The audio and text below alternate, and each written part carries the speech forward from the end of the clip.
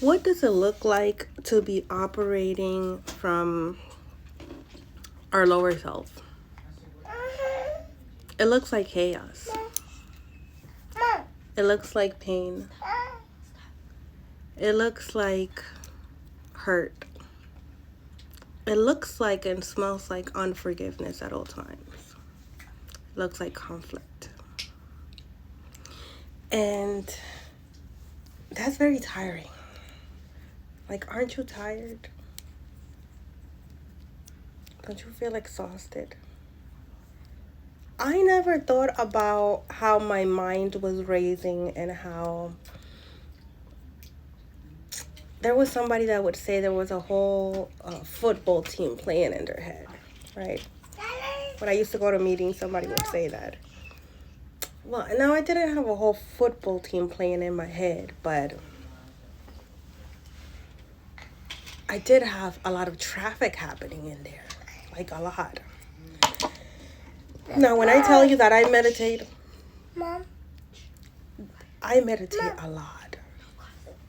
Like, to the point that Mom, the last book I wrote, I finished the entire half of that book. And like, Lucas, no, papi. And about, Lucas, Pau Pau. No. Sarai, get the baby, please. I finished that book in 4 days. I took 4 days, like the half of that book. For the first half, it was, I procrastinated a lot. And then I'm also, like, I'm led to create these books because I'm supposed to be creating, right? So I was being rushed through the process. It's like, you have something to bring into the world and you need to bring it into the world now. So I took a week and when I would take the kids off to like school and daycare, I would come back home, and for 4 days what I did was I prayed, I meditated, and I wrote. I prayed, meditated, and wrote. Like, I would write for 2 hours, no, 1 hour, pray, meditate, and 1 hour. Write for another hour, pray, meditate for 1 hour, like that. And in my days,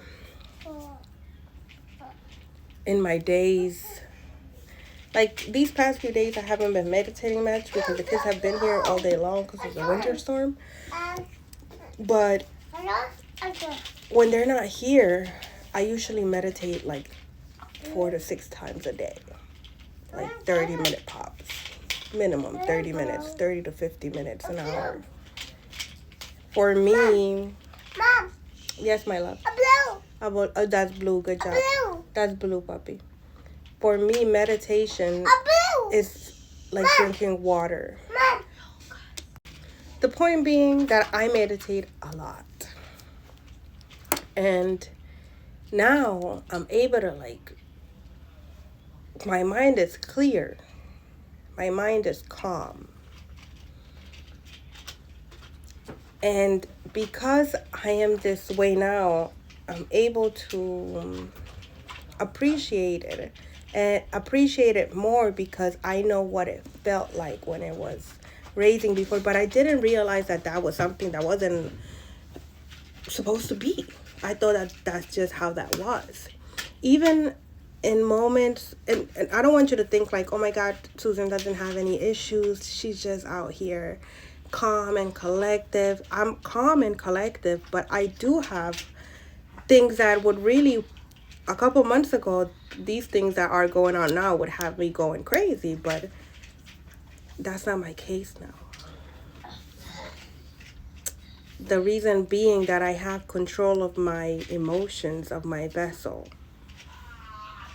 And so now when things do trigger me, when my mind is racing, I go to meditation for it. It's like I changed the weed for meditation. Now, this didn't happen overnight, though. This is something that you're going to see results like after 6 months. Like extreme results, like, oh, look at that, this didn't trigger me the way it did before. You get what I'm saying? Like, you'll see some results, but this is something that it's not so visible right away. It's not something tangible right away. You truly have to be willing and believe. Yes, my love. Yes. And be willing and believe. You're going to excuse me. I have the baby in the room. My love. Promise?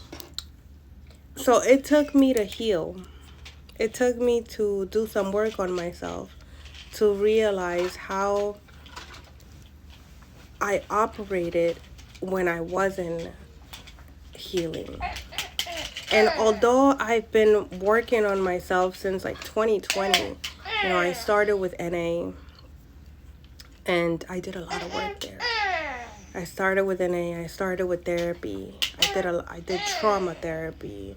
I did regular therapy. I continued therapy. And I did NA, right? So I had done a lot of work. So if I look at it, I had a base, but I just had not healed to this extent, right? And I'm still healing. There's still more work to do.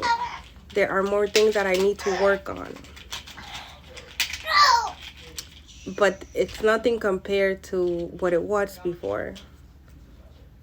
I no longer have any, for example, the beginning of this year, right? Like, you know, usually in December, the ending of December, New Year, you make your resolutions. This year, I didn't have to write down, oh, this year I'm gonna stop smoking, I'm gonna stop drinking, I'm gonna go to the gym. This year, I was doing those things already. It was continuing them. Now, my goals are different. The things that I'm looking forward to are different. What I need to work on is different. For example, I need to work on embodying my purpose completely, right? Going live. That's what I need to work on. Creating more things and bringing more things into my reality. It's no longer those things that kept me stuck. And so when we're operating at a lower frequency from our lower self, we're not able to see it. We think that's just who we are. And a lot of the way society is, and people around us, sometimes they enable us to think that this is okay, right? And so I'm not here to judge anybody or to force anybody into an awakening. But if like maybe something resonates with you, this is an invitation for you to choose to heal, to overcome that lower nature, right? We're able to overcome all of it, the lust, the addictions, the pain, the not forgiving, right? Choosing to not forgive only leads to physical ailments in the body. That's where diseases come from. Diseases are a manifestation of what is going on in our spirit. That's why it's important that we heal at a spiritual level first. That we forgive, that we detach from the programming, that we don't get attached to titles as mother, father, brother, cousin, uncle, husband, wife, son, daughter.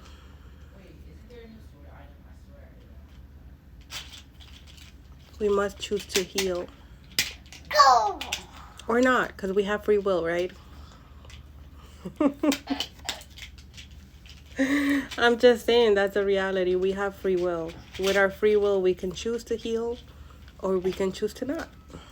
And that's okay. You know, we all have roles to play.